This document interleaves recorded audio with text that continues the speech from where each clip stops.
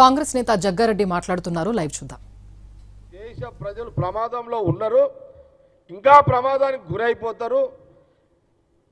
ఈ యొక్క అంబేద్కర్ ఈ రాజ్యాంగాన్ని తీసేయాలని ఒక బీజేపీ కుట్ర ఆపాలి అంటే అది ఓటు. ఇప్పుడు రాజ్యాంగం ఒక దిక్కు, ఎన్నికల కమిషన్ దొంగలించబడుతున్నది. అంటే మనుషుల యొక్క హక్కులు, స్వతంత్రాన్ని, వాళ్ళ స్వేచ్ఛను ఓటు ద్వారా తెచ్చుకునే ప్రతి ఓటరి హక్కులను బీజేపీ పార్టీ కేంద్రంలో ఎన్నికల కమిషన్ ద్వారా కొన్ని ఓట్లను దొంగలించబడి ఎంపీలను గెలిపించుకొని ఈ దేశంలో బీజేపీ పరిపాలిస్తుంది, జాగ్రత్త పడండి అని రాహుల్ గాంధీ గారు చాలా స్పష్టంగా పార్లమెంటు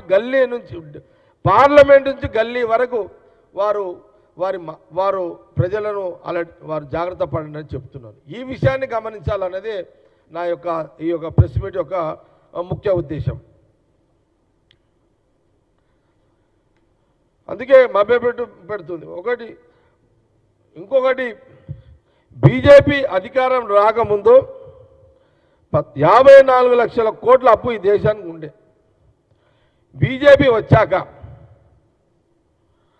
దాదాపు ఇప్పుడు 140 లక్షల కోట్ల అప్పు ఇప్పుడు ఉంది.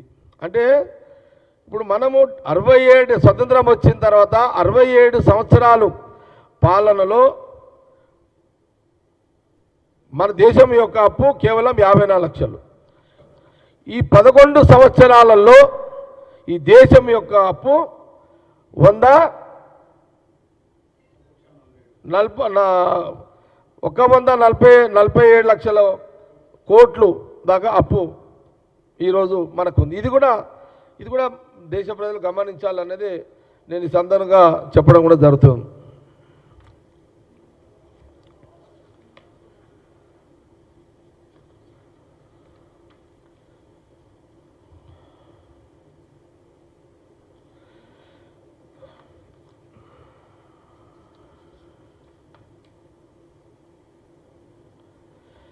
దీనికి అంటే ఏ రోజు కూడా రాహుల్ గాంధీ గారి యొక్క కుటుంబము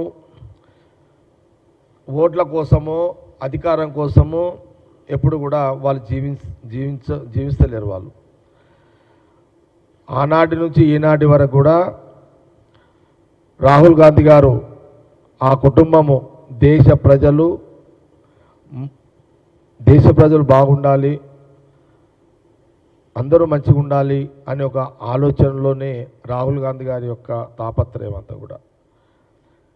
మనం చాలా సందర్భాల్లో మీడియా ముందు కాదు, అందరూ తెలిసిన విషయం, అయినా పదే చెప్పాల్సిన అవసరం ఉన్నది. మరి అనేక సందర్భాల్లో వాళ్ళ కుటుంబంలో ఆస్తుల త్యాగమే కాదు, ప్రాణ త్యాగాలు కూడా చేసిన చరిత్ర ఉన్నది. ఇందిరాగాంధీ గారు, రాజీవ్ గాంధీ గారు, ఇది ఎవరు కూడా కాదనికే లేదు.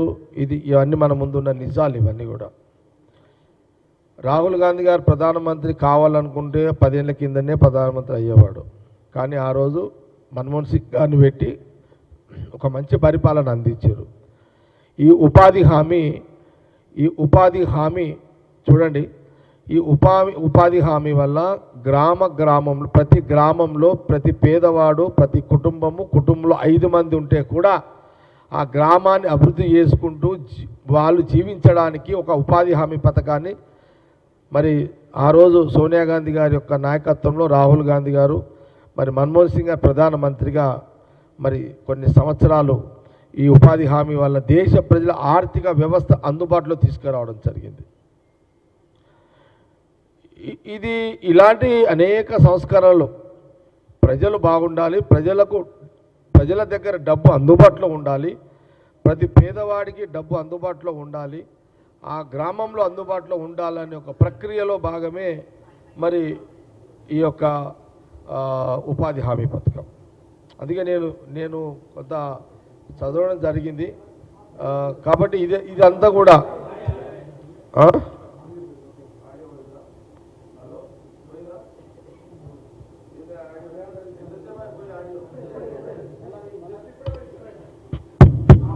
వచ్చింది. ఓకే, వస్తుందా?